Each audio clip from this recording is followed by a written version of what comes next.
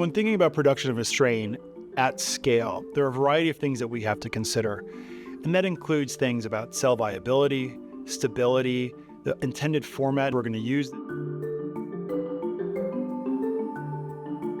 And so we're able to go from nanoscale fermentation all the way up to industrial scale and have all of the requisite individuals in one team thinking about how we do that.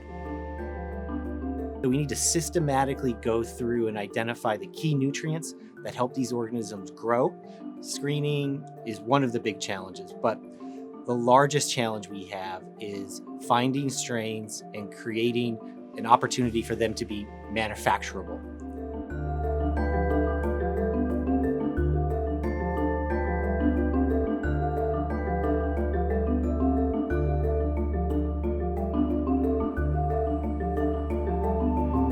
Probiotics and enzymes are susceptible to high humidity and temperature. And as soon as they're activated, that's what kind of sets off that shelf life stability ticker, if you will.